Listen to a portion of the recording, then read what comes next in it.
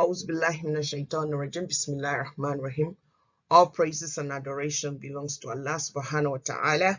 I bear witness that there is none worthy of worship but Allah subhanahu wa ta'ala, and that Muhammad sallallahu alaihi wasallam is the messenger and the final prophet that was sent to mankind.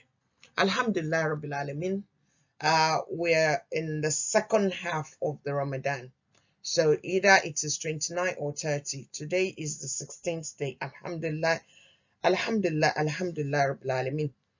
And I'm sure every one of us have been making efforts the way we know how. And I pray that Allah accept whatever it is we're putting forward. May Allah accept it and put barakah in it. And if Allah does put barakah in it, then that is what more can we ask for. So I pray that Allah accept whatever art we put forward and put barakah in it for us, so that the word can be multiplied beyond our own imagination, and Allah will admit us among those whom He will admit on the day when nothing can benefit except the mercy of Allah. Inshallah, today I just want to share a bit of thought.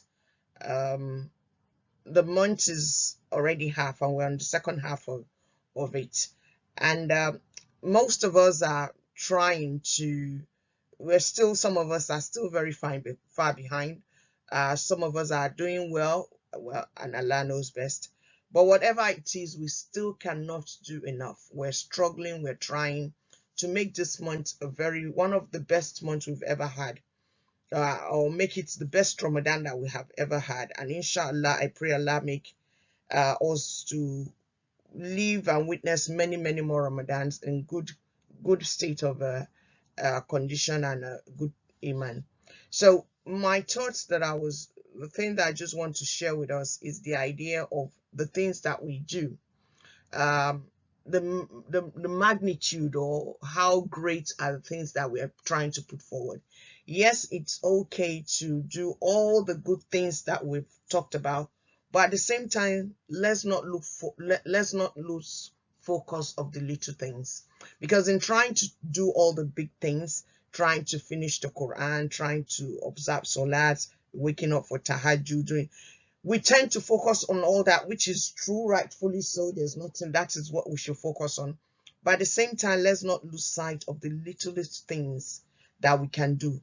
What I'm trying to say in essence is, let's not underestimate any good deeds that comes to mind.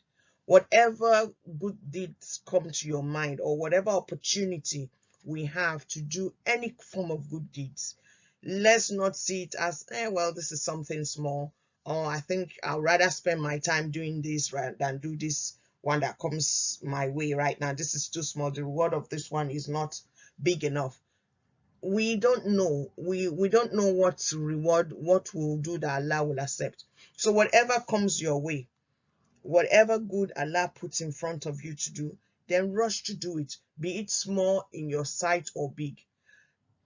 So we know from the example of from the Hadith of Prophet ﷺ, what the Prophet ﷺ told us, that there was a woman who by profession is a prostitute, and then she was thirsty, so she climbed down the well to take a drink of water.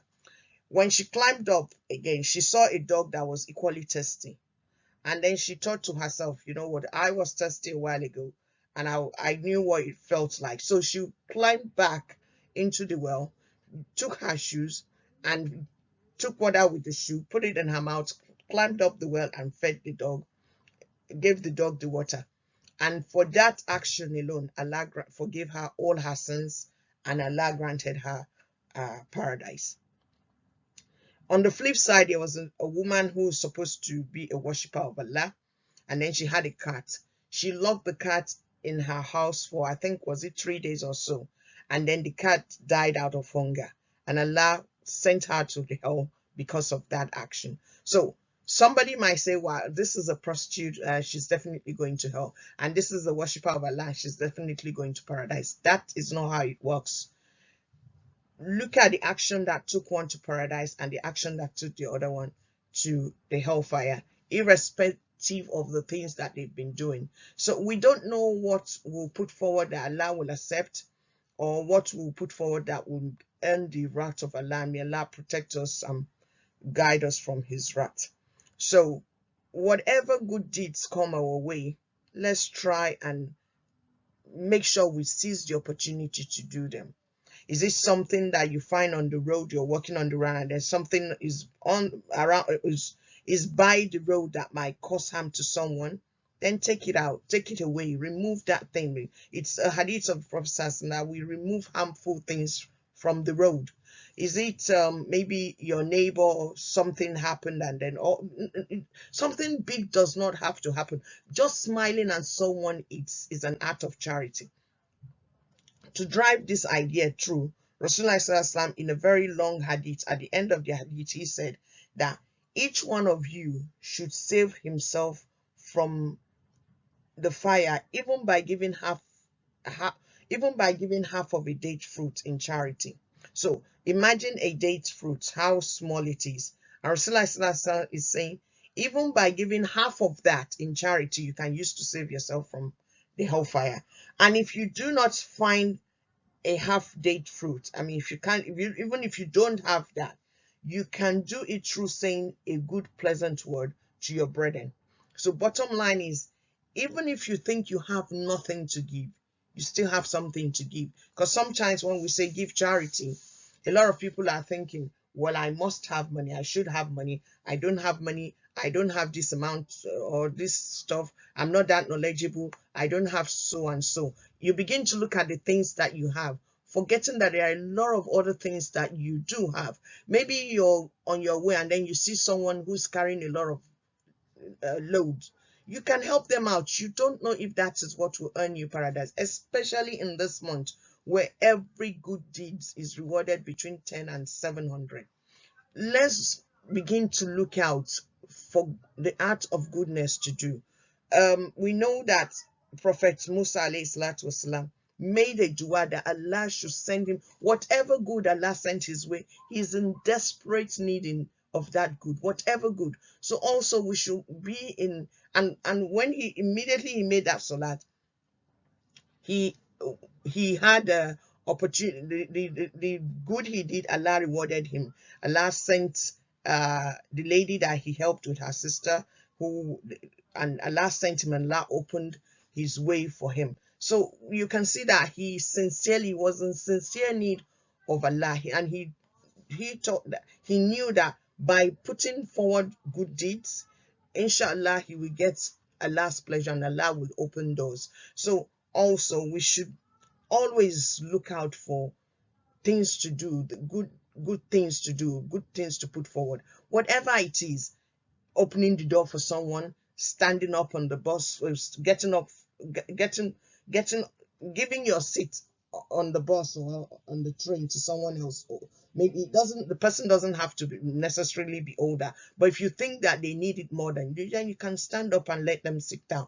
You can, whatever good, we know what good things are and what is not good. So these are something that is no brainer. There are good things and we all know what they are. Whatever good it is, maybe you're in your workplace, you go to the kitchen, your kitchen in the workplace, and you want to make coffee or tea, whatever, and then you find cups, people have used the cups and it's all scattered around. You can take them and wash them. It really doesn't cost you anything. Or tidy up the place, or just do something good, find something good to do, because we underestimate all these good things. And you're not doing them because you want people to say, yeah, she's a nice person, or that lady, she's really nice, she does this, she does. No, you're doing them without expecting anybody to thank you or to see you as a good person or anything.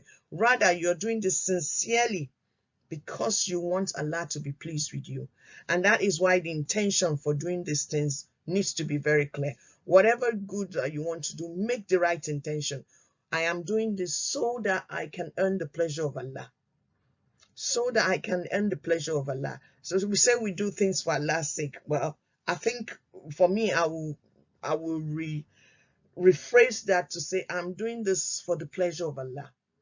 Because it is, whatever I do is for my own sake, and Allah does not benefit in any way, shape, or form from what I do. And I'm not saying that is wrong. I'm just saying I'll rephrase that word and say I am doing this to earn the pleasure of Allah. So that's my intention for doing it. And I'm not expecting anyone to thank me for it or reward me for what I have done. Rather, I am doing this. Yes, if the reward comes your way, walillah ilham, you take it and then you don't reject. I mean, when Prophet Musa did what when he rendered the help to the two sisters, he wasn't expecting them to reward him. He was in desperate need. He didn't have a house, he didn't have a job, he was hungry, he just traveled, came from a very long way, wherever he came from. But then the lady came back to say, my father wants to reward you. He didn't say, no, jazakumullah khairan, sister, I don't want. No, he went, he accepted the reward. He was in need, and Allah brought that to him, an opportunity. Allah opened that door, and he took advantage of the opportunity. Not took advantage. He embraced the opportunity. So also, if we do whatever we do, we are not doing it because we want somebody to reward us. But if the reward comes, that doesn't mean we shouldn't take it. Except if you sincerely know that you don't need it. So maybe, for example, you're in need of a job, and then you found someone, there was an opportunity for you to help someone that you didn't even know could help you get a job. And then later the person, maybe along the line, the person got to know that you're looking for a job. And then later the person offered you a job. You now say, sister, salamu alaikum, thank you so much. I just helped you out. I don't need your job. Whereas you're actually in need of a job. If Allah opened that door, then be happy and take that. But then what I'm trying to say is that your intention should not be because you want a job. Rather, because you want Allah to be pleased with you. And whatever comes after that is added value. So let's do things. Let's not overlook any act of goodness. Let's not overlook any act of goodness. And even if it's just saying a kind word to somebody, maybe that is what the person needs to hear at that time. Maybe that the person is going through so much, and the words that you say, the good words that you say, will help to put that person's mind at ease. That is something that is also good. So it doesn't always have to be something that is tangible. It could be something intangible, like a good word. And inshallah, Allah will be happy. Allah will be pleased with us and will accept us among those that he will accept. And inshallah, we will be among those who will benefit from this month of Ramadan, and be among those Allah will save our necks from the hellfire. And I just want to remind us, inshallah, that we're heading towards the last 10 days of the month of Ramadan. And I pray Allah preserve our lives beyond that. Let's prepare to reap the maximum out of what is left of the month. May Allah make it easy for us. But then at the same time, we need to prepare our mind and plan to be among those who benefit. I pray Allah make it easy. May Allah accept whatever acts that we're able to put forward, and grant us Jannatul Firdaus at the end of it all. Jazakumullah khairan. Subhanakallahumma wa bihamdik. Ashhadu an la ilaha illa anta astaghfiruka wa atubu ilayk. Assalamu alaikum wa rahmatullahi wa barakatuh.